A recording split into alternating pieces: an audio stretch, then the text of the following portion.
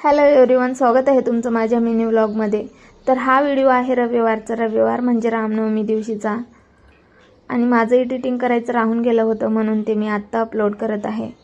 तर रामनवमी रविवारीच आली होती, म्हणजे सुट्टीच्या दिवशी। तर रविवार असल्यामुळे सगळे घरी होते।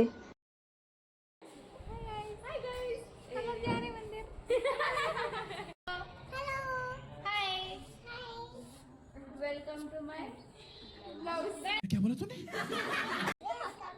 ओके, जय श्री राम। हाथ ऐसे ऐसे जय कर, जय श्री राम। ऐसे ऐसे ऐसे जय श्री राम। चलो चलो, हाँ बाय बाय। अब मेरा टाइम पे पाना भी नहीं है। आणि उन्हाळ्याच्या सुट्ट्या लागल्यामुळे शाळेत जाणारे लेकरं सगळे घरीच आहेत आणि दिवसभर माझ्या जवळच राहतात आणि दिवसभर मस्ती करत राहतात। तर आम्ही सगळेजण मस्त असं रेडी होऊन मंदिराकडे निघालो होतो। आणि आमच्या रूमपासून एक थोड्याच अंतरावर मंदिर आहे। आम्ही तिकडे निघालो, मी, माझी मम्मी आणि आमच्या शेजारच्या मुली, पिल्लू आणि छोटा पिल्लू, आम्ही एवढे सगळेजण तिकडे निघालो। माझे मिस्टर फक्त आले नव्हते। आम्ही सगळेजण रेडी झालो होतो। मग ते बोलले तुम्ही जाऊन या। आणि इथे शॉपमध्ये मी नारळ अगरबत्ती घेतले। माझी मम्मी म्हणत होती की चांगलं नारळ बघून घे। चिक्की मामा, चिक्की मामा, चिक्की मामा।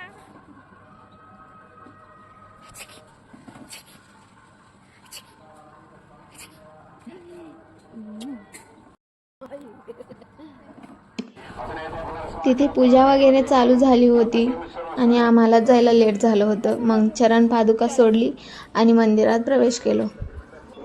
इथे खूपच गर्दी होती, कारण इथे जवळ म्हणजे एकच मंदिर आहे, त्यामुळे आसपासचे लोक सगळे याच मंदिरात येतात।